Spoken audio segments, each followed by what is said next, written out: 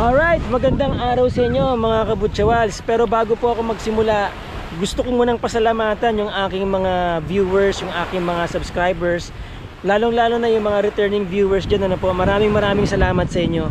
Baka makalimutan ko na kayong pasalamatan mamaya eh. Anyway, nandito po tayo ngayon sa Masinloc, sa Palawig, Zambales. Ano po, may binebenta po dito isang private resort na maganda rin, ano, magandang investment din po ito. At saka alam nyo, dito po sa Palawig, hindi pa po ganoon kataas ang presyo ng mga properties dito. Hindi kagaya sa ibang lugar na talagang pricey na, no? Kaya dito, isa to sa mga pinakamagandang mag-invest kung gusto nyo po ng beachfront na rest house, private resort, o pwede nyo rin pong gawing commercial resort. So ito po ang dagat.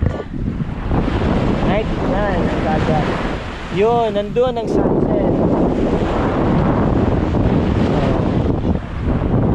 So papunta doon ay San Antonio, Zambales, going to Manila. Papunta naman dito, going to Santa Cruz, Pangasinan. Yan, yung shoreline na yan. Ito po yung binibentang resort. Yan. Silipin natin, tara. Kasama ko po uli, by the way, si Ma'am Emeline Garcia. Siya po kasi ang handler ng property na to, no? Kapag interesado po kayo, i-coordinate ko po kayo sa kanya, and then from there, siya na po ang bahala sa inyo. Okay, ito po yung frontage, no? Nakita nyo, naka-fence na. About 15 meters po ang frontage niya. Stainless ang kanyang bakod. Okay, yan, no. And then makikita nyo dito, yan, no, meron ng talisay dyan. Right? So pagpasok nyo, there you go, meron na ditong parang kubo-kubo, pero hindi kubo dahil, kuya, gawa pala to sa semento, no? Yes sir, semento to. Semento ang bubong, kaya matagal talaga to. Maintenance free na yan kapag kaganyan. Oh, semento ang bubong, semento ang mga mesa at saka upuan. Ayan, oh. Then may lababo na rin doon sa gilid. So ito na lang ang kailangan i-maintain, one day. Pero okay pa yan. Syempre understood na po yan kapag sa tabing dagat talaga eh. Hindi maiwasan ang kalawang. Yun, oh. Pero nakabakod na po siya, no? Ang perimeter fence niya ay concrete. Alright, 780 square meters, right? 708 square meters ang size ng lote. Titled, clean title. Buhay kasi yung mga may-ari, di ba? At updated ang taxes. Ma'am, iikot muna ako. Ikutan ko muna yung building. Okay. Bago ko sila i-tour sa loob. So here, may trellis po dito. May mga tanim na nanyog. Yan, no? Pag namunga yan, okay na okay kayo dyan. Yan. Oh. So, makikita nyo may mga kalawang. Normal lang naman yan sa tabing dagat. Ang magandang gawin po dyan, lagyan lang yan ng turco. Tapos, pinturahan uli ng epoxy paint. Ayan. Right. Ito naman po yung parking space. Ayan, no. Kung mapapansin nyo mga kabutsawals, may mga nakahilera ng nyog sa gilid. Oh, di ba? Hindi nyo na kailangan magtanim ng nyog, aalagaan nyo na lang po yung mga nyog na yan. And I think itong mga nyog na to ay dwarfs. Yan, malaki ang parking space, kasya po dito mga 1, 2, 3, 4, 5 hanggang 7, 8 kotse kasya po dito. And then meron pong mangga dito. Kuya, ano pong mangga to? Dinamulag. Ayan, dinamulag or kinalabaw. O, di ba? May dwarf na mangga kayo diyan. Tapos meron kayong Indian mango doon, oh. Ayun, oh. Oh, silipin po natin yung labas ng gate. Mula dito sa gate na to hanggang Manila, about 4 to 5 hours drive from Balintawak. Okay, pag nagawa na po yung kalsada doon sa may Sambales Tarlac Road, mga a little over 2 hours or a little more than 2 hours po ang biyahe. So ito po ay dirty kitchen. So mamaya papasukin po natin yung building na yan. Check muna natin yung labas, Ito yung dirty kitchen nila. May sarili ng CR. Ayun, oh. Okay. May ref dyan, may mga lutuan. Naka-ceiling fan. Semento rin ang bubong, ha. Ayan, oh. Okay. And then meron na naman Indian mango dito.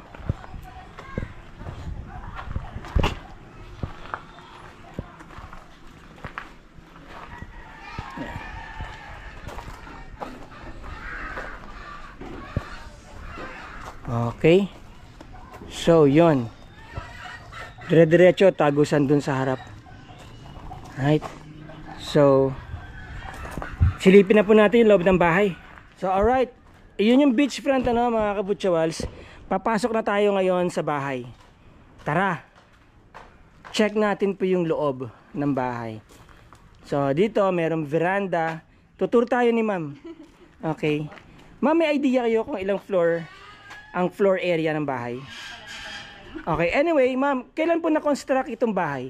5 years ago na po. 5 years ago. O, bagong-bago pa, mga kabutsyawals, no? Although may mga nakikita akong kailangan i-repair, pero konti lang naman yan, mga minor repairs lang yan, kagaya nito. Tatapalan na ng simento yan, papalitan lang dito ng tiles, no? Yan. So, yan ang tiles niya. Okay, kisame. Okay pa ang kisame.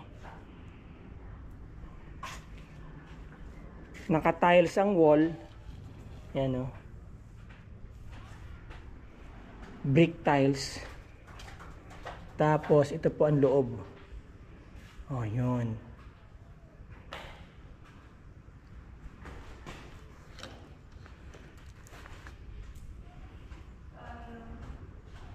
Ito yung mini house nila. Tignan nyo po yung kisame. Okay pa, o. Yan. So, naka-split type aircon dito. Solid ang pinto. Okay, double lock. Malalaki yung tiles, kulay black, na merong design. And then, yan, may mga built-in cabinets. Kitchen. Okay.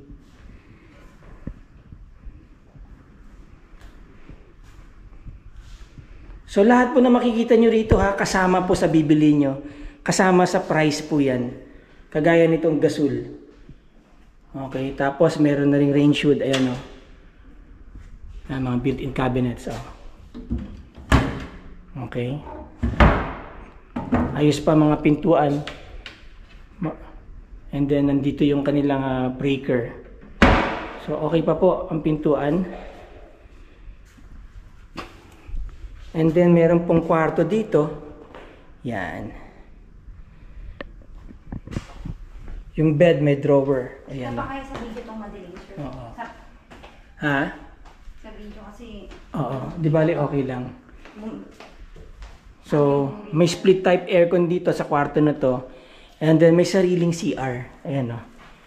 Ang ganda ng CR. Maganda yung CR na, wala lang talaga ilaw, sir. Wala lang ilaw. Pasensya na kayo. Bathtub kasi siya, oh. May bathtub, o. May bathtub. Tapos naka-enclose ng salamin. May heater din po siya. May heater din. Merong heater. Ayun. Hot shower. There you go. Okay. So, ayan. Ayan yung water closet, lavatory. May salamin dyan. Exhaust. Yan. Okay. So, hindi siya full tiles hanggang ceiling. Pero, okay na yan. Mataas naman. Okay. So, smoke glass. Tama ba? Ayan. So, kahit na bukas yung loob, hindi naman nakikita dito sa loob yan. And then yan, mga cabinets. So, meron kayo mga built-in cabinets na. Yan. Okay. Tignan natin yung sumunod. So, parang lumalabas ilang rooms meron sila dito? Sa main house po, dalawa to. Sa main house, dalawa. Okay. Dito sa baba, tapos meron pa po sa taas.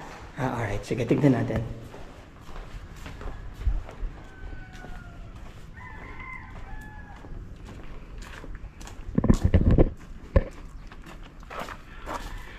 Okay.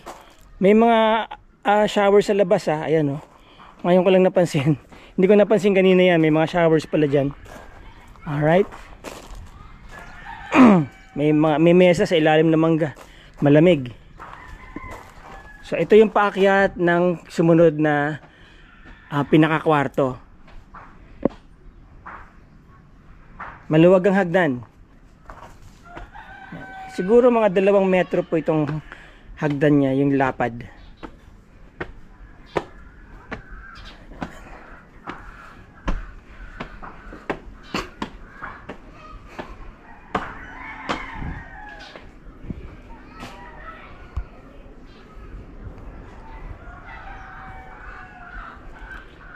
Wow, okay dito.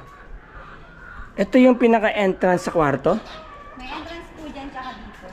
Okay, so meron dito ang entrance. Kaya lang wala na siyang gamit. Oo. Sa baba lang po talaga. Kasi hindi na Wala. ginagamit. Okay. Dito lang po. Oo. So ito yung pinakamagandang kwarto sa tingin ko kasi meron kayong view ng beach. Opo. Meron kayong malaking veranda dito, balcony. Yan, nandiyan kasi ang sunset eh. Dyan. Oo, dyan ang sunset. Yan. So doon tayo galing kanina, remember? So ito na tayo ngayon. Kung mapapansin nyo, ang bubong niya gawa sa bricks. 'Di ba? Ayan oh. Tapos ito po yung room dito sa taas. Sliding window, aluminum door. Wala siyang main door, no? Oo. So anyway, pwedeng gawing kwarto to or pinaka parang hangout area nyo. Oo, hangout area. Itong lugar na to. Yan. Pwede kayo maglagay ng billiard table dito. Right? Oo. Or simply parang sala. Hindi kasi ginagamit. Oo. So hindi daw masyadong nagagamit tong lugar na to. Yan. Kung gagawin nyo namang resort, pwede po itong gawing parang coffee shop o refreshment area. Okay? Check po natin yung mga ibang rooms. Okay, check nyo. Ayan, yung kisame, okay pa ha. Maganda pa yung kisame. Maganda pa itong mga bintana niya. Oh. Very pa. Yan. Okay, powder coated aluminum. Alright. So yun.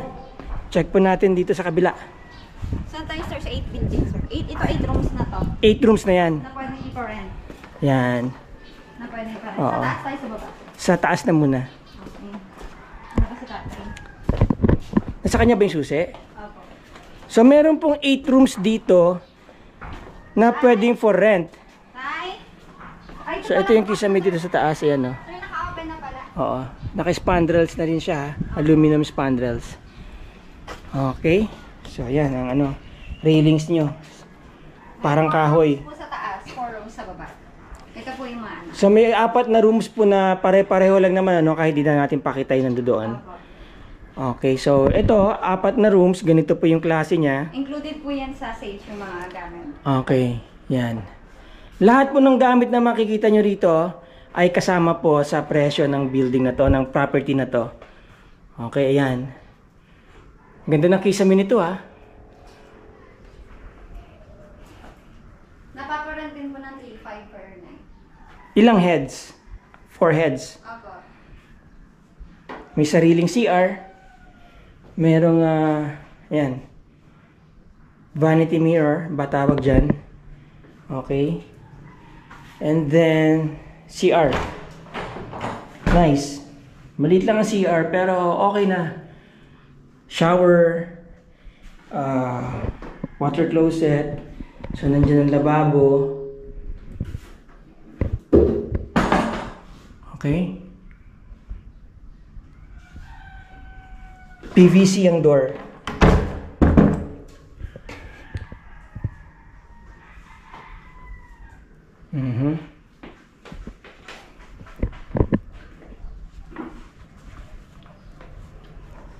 So, ganun din po itong kabilang kwarto, no?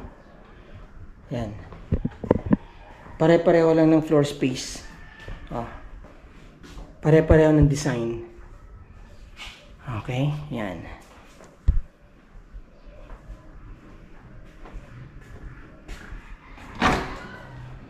Yan.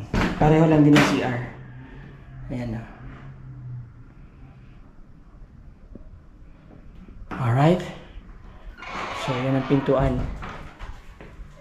Solid, no? Hindi po siya PVC.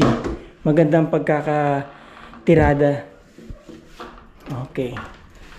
So, kuya, lahat po ng mga rooms dito, pare-pareho lang pati sa baba. By the way, siya po yung caretaker. Ano pong pangalan nyo? Jeffer po.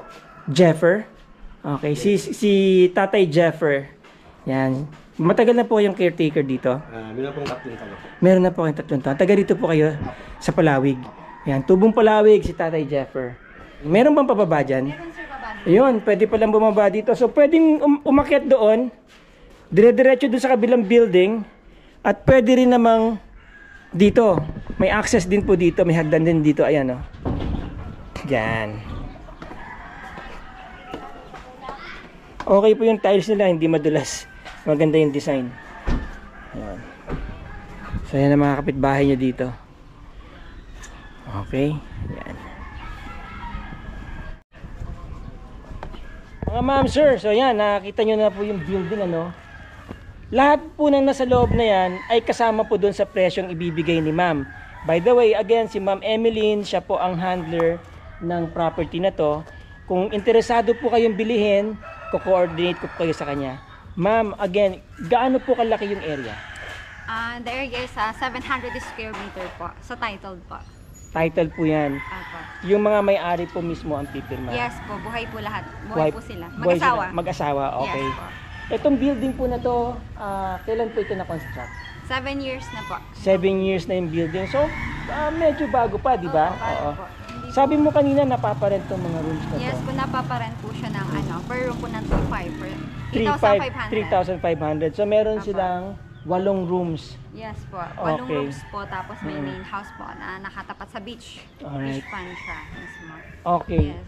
So, ma'am, may accretion dun sa harap, Yes, ano? may accretion din po siya. Oo, okay. Yung sa harap ng beach, actually, parang property nyo na rin yun kapag ka nabili nyo itong property na to. Ma'am, magkano binibenta po itong resort? 16 million lang po yung resort. Okay. Mura po yun sa presyong 16 million. Alam Yes nyo kung po. bakit? Isa po ang Palawig sa mga mura pang magbenta ng property ngayon. Yes po. Nakita nyo naman doon sa ibang vlogs ko, no, sa mga ibang lugar, yung ganitong property na sa 700 square meters, well, umaabot na po pagka beachfront, property pa lang umaabot na ng mga 20M. Yes. Di ba? 28M, yung isa nga sa Kabanggan, no, As of kasama now, yung ito building. yung pinakamura na beachfront pa na. Ino-offer mo ngayon. Opo. Ayun. As of May now, ito yung building na pinakamura. So, there you go mga kabutsawals. 16,708 square meters. Clean title itong property na to. Beachfront property. Mura na po yan. Especially dito sa Zambales, tumataas sa mga presyo ng lupa.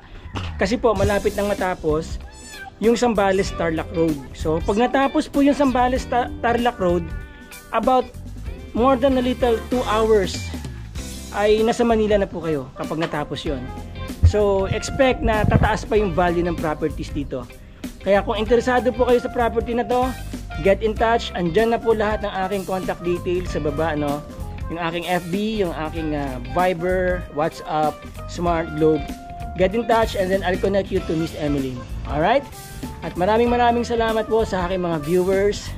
Medyo hiningal ako ngayon dahil medyo mainit talaga dito sa lugar ng Zambales, no? Especially pag summer. Pero pagdating naman ng hapon, okay naman, masarap naman ng breeze ng hangin. Ano? So yan. At sa mga gusto pa magpa-vlog, feel free to get in touch.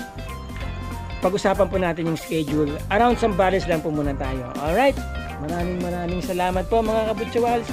Again, maraming salamat sa mga viewers at sa mga subscribers.